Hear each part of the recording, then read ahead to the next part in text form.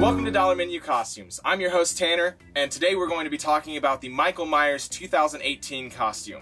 The first part of the costume we're going to cover is the coveralls.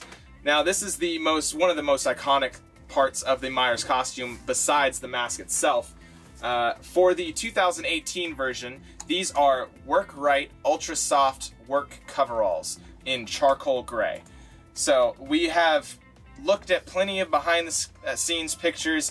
You can check out michaelmyers.net, where plenty of other fans and cosplayers dissect all of the movies, all of the costumes, every single bit that you would need to know for any movie, which is where I learned all of this stuff. For the 2018 coveralls, they're fairly easy to find. Back in 2018, when I first made this costume, it was not so easy to find. I actually had to get these secondhand from a guy who decided not to do the costume anymore. But there's a link on the Work Right website we will put in the description. It's very easy to get nowadays. I actually got to meet Nick Castle a couple years ago, right before the movie came out. And I talked to him specifically about this costume because we were still in debate as if the Work Right coveralls were charcoal or navy. We came down to the conclusion that they were charcoal, and it was just shot in a more blue light like the original film. But as you can see, the charcoal coveralls still have a blue undertone to them. So the charcoal gray isn't, I guess, 100% accurate of a color name, but they look really nice. They're very dull. I even have the little bullet hole that you can see on his movie coveralls. They're very comfortable. Highly recommend you grab these if you're going to do a screen accurate costume. I think sometimes they range about $40 to $80 depending on where you get them. Sometimes I think they can run up to $100. Again, depends on where you get them from. But the other part of the costume is the undershirt. Now I don't have the correct screen accurate undershirt because all you see of the undershirt is this neck part. So if you want to go hard for it, that's what she said. The undershirt for the 2018 Myers costume is a navy heathered gold toe crew neck t-shirt. Now, like I said, it's easy to replace that with any heathered navy shirt. The Myers costumes typically will have a different color for the undershirt than the actual coveralls. So like in the original movie, I believe it was a gray undershirt with the actual coveralls were like a spruce green, but it looked blue in the film light. For this one, I just have a regular old shirt that's navy and has a heathered texture to it. At some point I'd love to get the gold toe one just for that extra bit of spice, but you don't need it to complete the costume. For the boots for Myers' costume, they are Arctivate, that's A-R-C-T-I-V, then the number 8, Arctivate Earth Pro 6-inch boots. For my Myers costume, since I don't have the accurate Arctivate boots, I use these military boots that I got ages ago, and they work for any killer costume. I have used them on multiple things. My original Arkham Knight Scarecrow. I plan to use them for my Jason costume, even though they're not accurate until I get the accurate boots. And they work wonderfully for Myers because all you see is this bottom section. For the Arctivate boots, they are cut off right about at this point. But it doesn't really matter because the pant leg of the coveralls covers all that. Smell them. Now moving on to another little sweet piece of the costume, the knife. Let me see what you have. A knife. No! Oh my God. Love this thing. This is an actual kitchen knife that I got, but it's all dulled down.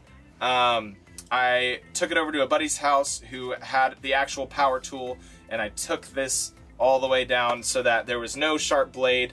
It could still definitely hurt somebody, but I'm not gonna cut anything. So the Myers knife from the 2018 movie is a J.A. Henkel's International Chef's Knife, about 8 inches.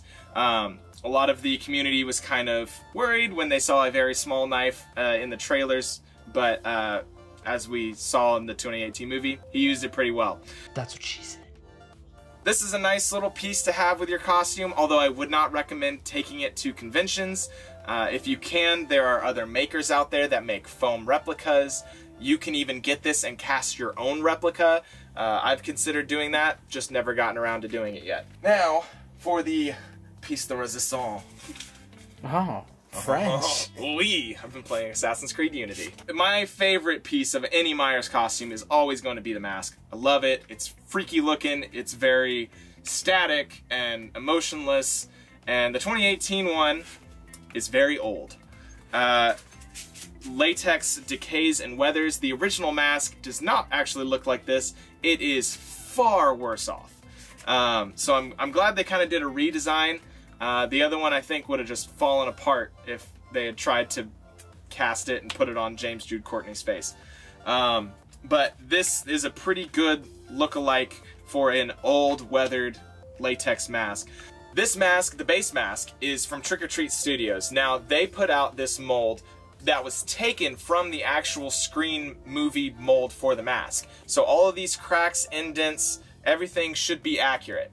Now, Trick or Treat Studios, people have some hit or miss interactions with them. Their initial product did not look like anything that they put out in their production pictures of the mask. It's okay, you can repaint it, and that's what almost everybody in the community has done for Myers Cosplay. This thing is a diamond in the rough, for sure. You gotta strip the original paint from it, but after you do that, it becomes a beautiful canvas that you can just paint over and you can easily weather it. I decided to mix my acrylics with latex base to make it stick better to the actual mask. I've seen people use just spray paint. I've seen people use different methods. You can look that up on YouTube. I'm not going to do a tutorial because there are tons of different ways to paint the mask, and there are people that have done it way better than me. This is my second attempt at the mask, and I'm still not even happy with the way it came out. That's my nitpicky self. So if you want to take a stab at it, go for it. There are also some incredible Myers mask makers out there and rehaulers. I would highly recommend checking some of them out. One of the things I recommend doing with the mask, if you are going to rehaul it, is gluing down the hairline. The original hairline of the Trick or Treat Studios masks is, you can see like a ½ inch of glue, and it just is kind of tacky looking. So I took some E6000 industrial adhesive and went along the hairline, folded the front down, and it stuck down more naturally, and then folded it back and sprayed it with Streaks and Tips, is the original brand that Tommy Lee Jones used to kind of dull down the hair on the original Captain Kirk mask. And you can see that in the 2018 movie, it's still pretty dark. It's not a nice bright brown. It's very muddled and old looking and matted. I did spray that into his hair a little bit, not too much. You can still see some brown showing through, quite a bit actually, but you don't want it to be just all black. You want it to be kind of a messy look for the mask.